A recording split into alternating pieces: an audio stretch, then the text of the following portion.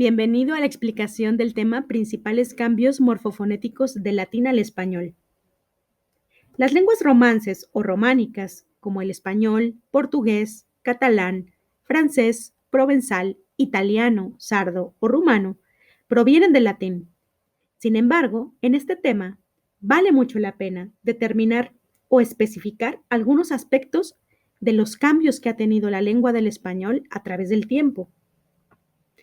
El primero es que el latín vulgar, o también llamado vulgaris sermo, hablado por el pueblo sin educación, y no el latín culto, también llamado nobilis sermo, hablado por romanos de educación privilegiada, fue el que dio origen a otras lenguas.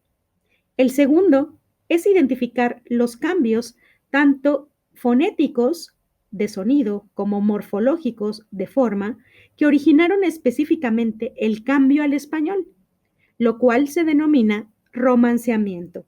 El latín vulgar, puesto que fue la lengua hablada por el pueblo que cometía toda clase de atropellos con la lengua, que la pronunciaba mal, que no aplicaba correctamente ni la morfología ni la sintaxis, que utilizaba préstamos lingüísticos sobre todo del griego o de otras lenguas de la época, sufrió muchos cambios. A continuación, puntualizaré algunos cambios fonéticos y morfológicos que dieron lugar a la lengua española.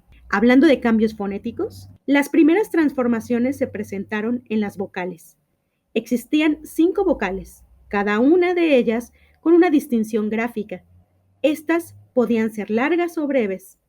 En el latín culto se pronunciaban y se hacía una diferencia, pero el pueblo optó por no complicarse la existencia y dejó de distinguir una vocal breve de una larga, lo cual provocó que en muchas ocasiones hubiera intercambios entre una vocal y otra.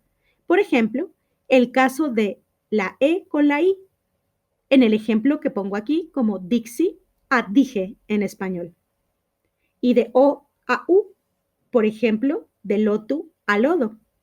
Le siguieron los diptongos AU, que tendió a cerrarse en una O, como en el ejemplo de taurum y toro, y el diptongo OE en E, por ejemplo, en poenam, que nos da pena en español, o bien el diptongo AE, como en el ejemplo de laetitiam, que dio Leticia, sí, el nombre propio.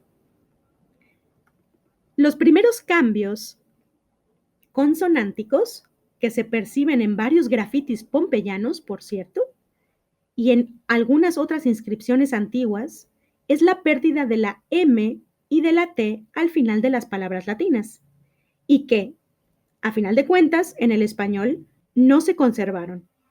La M era característica del caso acusativo singular, es decir, de la marca de objeto directo, normalmente en las oraciones latinas. Por ejemplo, en la palabra mantianam, que pasó a manzana y se perdió esa M final. Pero al perderse produjo muchas confusiones en la función gramatical.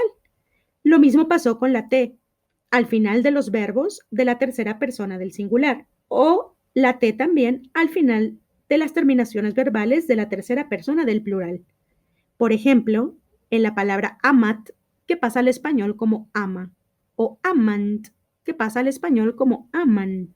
Las consonantes simples, que en latín eran sordas, la P, la T, la C y la Q, se volvieron a sus correspondientes sonoras, la B, la D y la G, en su mayoría.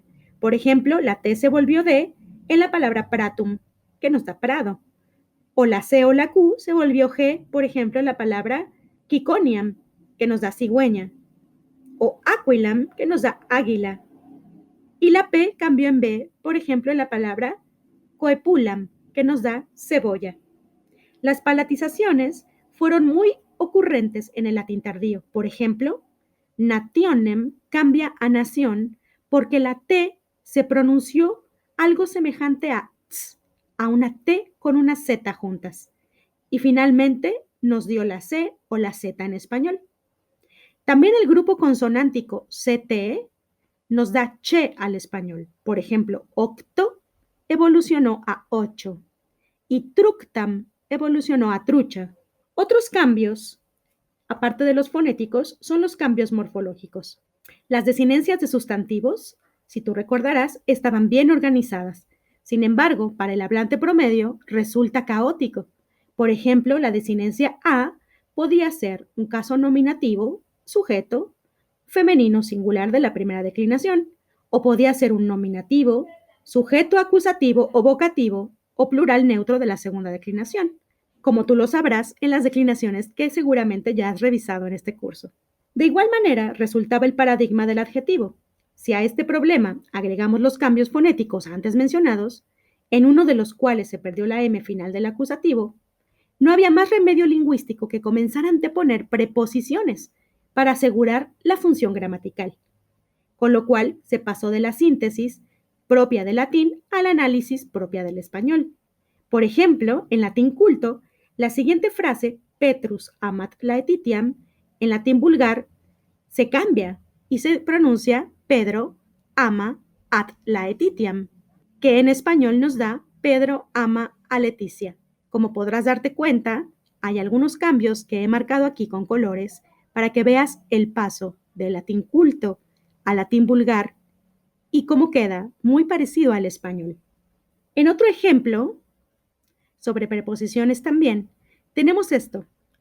En el latín culto se pronunciaba, por ejemplo, laetitia filia Pompei formosa erat. Sin embargo, en el latín vulgar tenemos letitia filia de Pompei formosa era. Como te das cuenta, las terminaciones del latín culto se vuelven preposiciones en el latín vulgar y se conservan dichas preposiciones en el español. Otro ejemplo de cambio morfológico sucede con el artículo. Por ejemplo, tenemos una oración en latín culto con la palabra puer o con la palabra rosa, por ejemplo.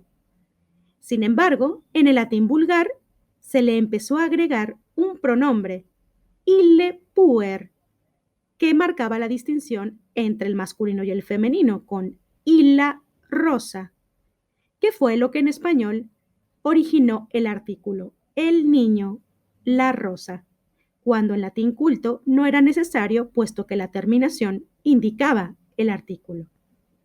Como puedes observar, estos ejemplos son solo una pequeña muestra de la complicada evolución que provocó el latín hablado por el pueblo, pero en cada región de las provincias romanas donde se habló, tuvo diferencias dialectales, pues el latín de la Hispania romana se mezcló con los indígenas que ya habitaban la región cuando llegaron las tropas romanas, el celta, el íbero y el vasco. En otras regiones de la Roma imperial, el latín tomó otro tinte, como en la Galia o en la misma península itálica. De allí que cada lengua romance conserve su sustrato latino, pero con un aire particular de cada zona donde se habló. Para que repases las características más representativas de la evolución del latín al español, resuelve la siguiente actividad. Hasta luego.